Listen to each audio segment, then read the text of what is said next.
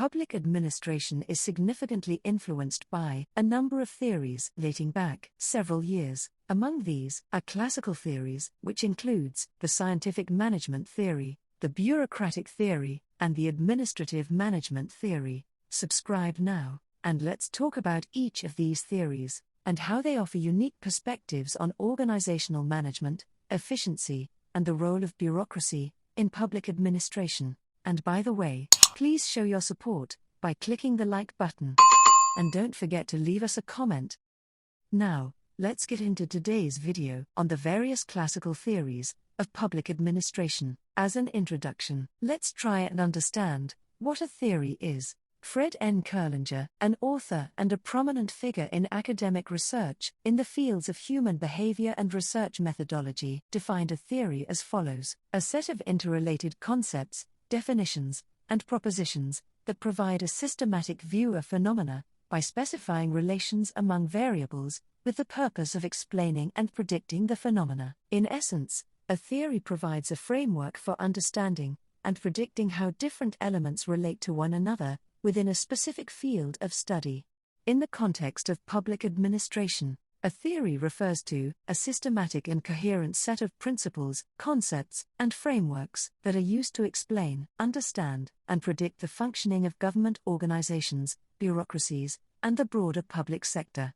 A number of scholars and academics in public administration have identified three classical theories that attempt to accurately describe and predict relationships in the discipline of public administration. These theories are as follows: the scientific management theory, the bureaucratic theory, and the administrative management theory.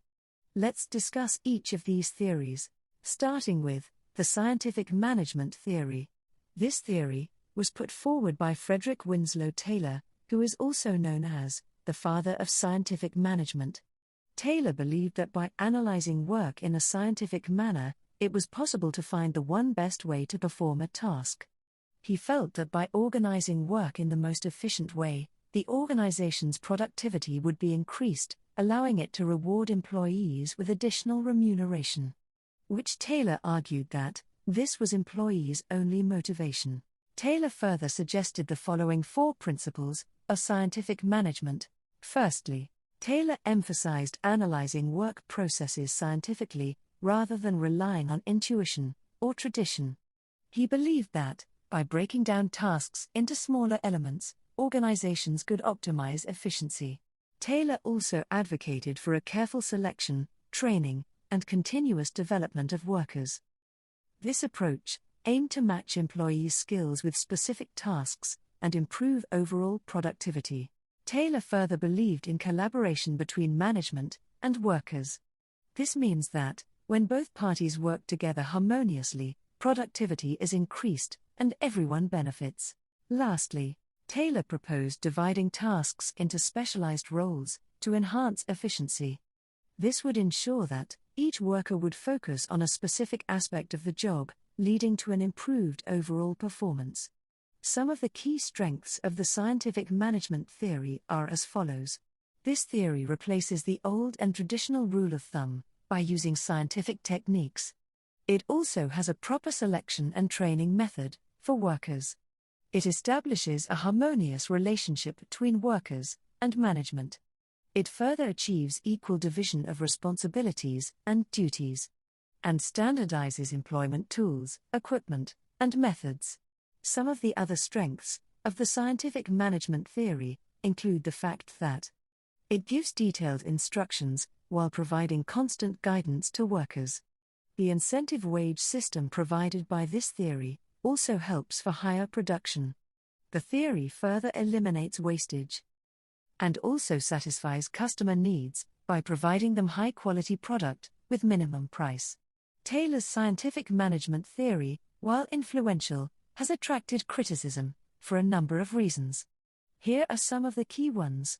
Critics argue that Taylor's focus on efficiency turned workers into interchangeable parts, ignoring their well-being and reducing jobs to repetitive motions. The emphasis on time-based quotas and high output could also be stressful and lead to worker dissatisfaction. The scientific management theory further struggles to consider tasks that weren't easily quantifiable, limiting its application in some sectors. Taylor's assumption that workers are primarily motivated by money is seen as incomplete, because it overlooks individual subjective motivation and the need for personal satisfaction from work. This oversight can lead to low job satisfaction, high absenteeism, and high turnover in certain roles. The system's hierarchical structure, with multiple supervisors, is further viewed as cumbersome and potentially confusing for workers. Let's now discuss the bureaucratic theory. The bureaucratic theory was developed by a German sociologist and political economist, Max Weber. He viewed bureaucracy as the most efficient and organized way to run an organization. Such an organization should have a well-defined line of authority, including clear rules and regulations, which are strictly followed. Weber further provides insights into an ideal organizational structure for efficient management, and these insights are based on the following 6 principles of bureaucracy. Weber's bureaucratic theory is based on the fact that employees should have specialized roles based on their skills and expertise. Complex processes should be broken down into smaller, specialized tasks. This will ensure that workers become experts in their specific areas and ultimately increase efficiency. He further believed that there should be clear and standardized rules that guide decision-making and any action in an organization. Weber's bureaucratic theory also holds the view that organizations should have a well-defined chain of command, with clear lines of authority, flowing from top to bottom, and where everyone knows who they report to, and who reports to them. In Weber's view, bureaucracy should also be defined by impersonality. Decisions ought to be made based on an objective criteria, instead of favoritism and personal relationships, or even through nepotism. Under Weber's bureaucratic theory, career-building opportunity is favored highly. Employees are hired and promoted based on merit and technical qualifications. This also encourages professionalism and a long-term commitment to the organization. This principle assumes and ensures that officials within an organization are selected on the basis of technical qualifications and competence, which is often demonstrated by either training, qualification, or a formal examination. The following are some of the advantages of bureaucracy, as identified by Weber and other scholars. Bureaucracy makes it easier for management to maintain control and make adjustments when necessary. It is especially inevitable in organizations where legislation plays an important role in delivering a consistent output. Weber argued that bureaucracy is the iron cage that affords a level of efficiency that modern society cannot do without. Bureaucracy also protects employees from unfair rulings from leaders, which gives a greater sense of security to the employees. It also creates an opportunity for employees to become specialists or experts within one specific area, increasing the performance in each area of the organization. Bureaucracy can also be positively related to important economic, social, and political criteria. It is further associated with low corruption, partly because of the longer and stringent processes. Bureaucratic rules, furthermore, contribute to equality because such rules are, relatively, blind to the wealth or status of the citizens they serve. It is important to note that Weber, while recognizing bureaucracy's efficiency, also acknowledged its potential downsides. Here are some of the criticisms of bureaucracy. A rigid adherence to rules can make bureaucracy slow to adapt to changing circumstances. The focus on following procedures can also lead to excessive paperwork and bureaucratic hurdles. Strict rules and impersonal interactions can also create a cold and sterile environment where workers feel like machines rather than humans. Over-reliance on rules can further lead to situations where following the letter of the law creates an illogical or inefficient outcome. Another criticism of the bureaucratic theory is that hierarchical structures can create a significant gap between superiors and subordinates, thus discouraging initiative and creativity among lower-level workers. Sometimes, bureaucracy promotes adherence to procedure as the primary goal, while overshadowing the original purpose of the organization, the project, or even the main objective of performing the task. The next public administration theory we'll discuss is the administrative management theory, or simply, the administrative theory. But before we do that, if you enjoy this video, remember to press the like button. And don't forget to subscribe to our channel for more content like this. Now let's discuss the administrative management theory. Henri Fayol, an engineer and the father of modern management theory, recognized that the technical skills that made people good at their jobs didn't necessarily make them good managers. Fayol therefore developed 14 principles of management that provide a foundation for effective organizational management. The first principle of management by Henri Fayol is based on the theory that, if an employee is given a specific task to do, they will become more efficient and skilled in it. Tasks are therefore divided and assigned to individuals to enhance efficiency and specialization. Fayol's principle of authority provides that a manager needs to have the necessary authority in order to ensure that his instructions are carried out by the employees. If managers do not have any authority, then they would lack the ability to get any work done. However, this authority should come along with responsibility. Fayol also provides that discipline is essential for any organization to run effectively. Employees are therefore expected to adhere to rules and regulations in order to maintain order and efficiency within an organization. Managers also need to build a culture of mutual respect in order to have disciplined employees. Fayol also provides that there should be a clear chain of command in any organization. This means that each employee should report to only one supervisor or manager. Failure to have one manager, or even a clear chain of command, will cause a breakdown in authority, discipline, or stability, and may also lead to employee burnout.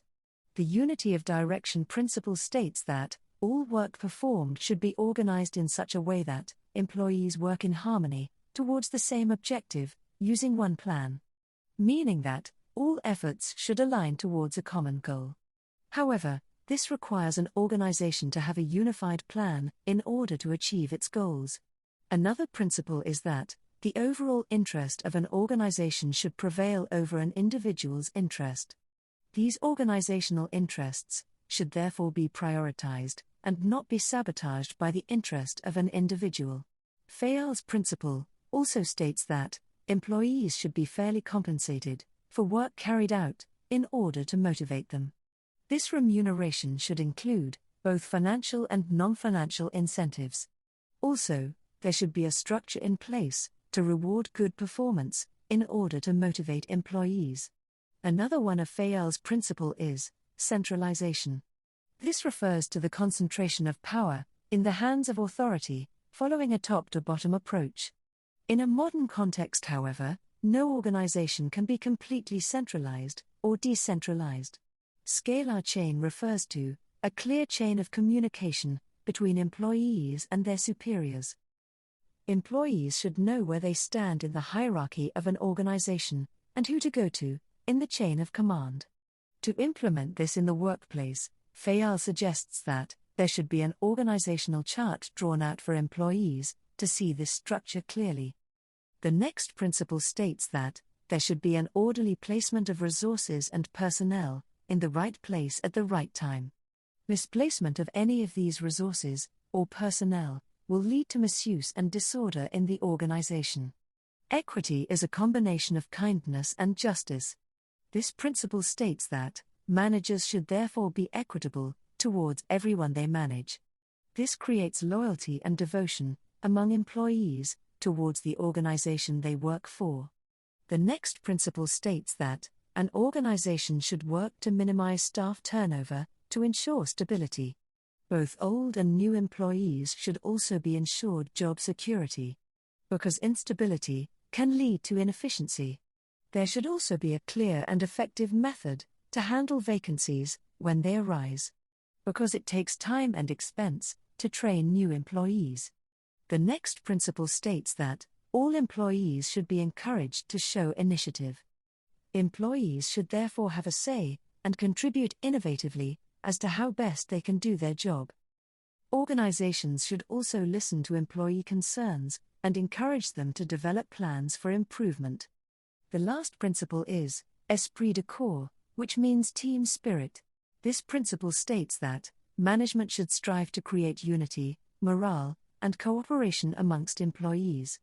This team spirit is a great source of strength within an organization, leading to motivated employees who are more likely to be productive and efficient. Fayol's administrative management theory wasn't explicitly about benefits, but rather establishing a foundation for effective management practices. However, by implementing his 14 principles, organizations could expect several advantages, and they include the following. One of the primary strengths of Fayol's theory is its universal applicability. The theory has the largest coverage of any theory of administrative management. Fayol also emphasized the importance of clear organizational structures, defined roles, and hierarchical authority. By having these clear rules and a chain of command, there is a sense of order and discipline in an organization. This helps prevent conflict and keeps things running smoothly. Fayol's theory further emphasized compensating employees in a manner that motivates them to perform above standard. Salaries and wages therefore play a crucial role in employee motivation. Fayol's theory also emphasized a hierarchical structure where top management acts as decisive leaders. Although more organizations nowadays adopt a flat structure, the top-down model remains popular for ensuring decisions are implemented quicker. Fayol also held the view that employees' private interests should take a backseat to organizational interest. This theory supports the team concept, which is prevalent in many organizations. Teams with diverse set of skills also collaborate to compensate for each other's shortcomings. Fayol's administrative management theory is comprehensive and widely used. However, it also comes with some limitations. Let's now discuss some of them. One limitation of administrative management theory is its mechanistic approach, which treats employees as mere machines, rather than recognizing their individuality and potential. This approach may lead to demotivation and hinder creativity and innovation. The theory further tends to overlook the importance of human relations and interpersonal dynamics within the organization. Ignoring the emotional and social aspects of work can result in lower employee satisfaction and hamper teamwork. The administrative management theory was developed during an era of stable and predictable environments. In today's rapidly changing landscape, its rigid principles may not always be suitable to address complex and dynamic challenges. The theory's top-down approach may also stifle employee empowerment and participation in decision-making processes. In modern management, fostering a participative and collaborative culture is often seen as more effective.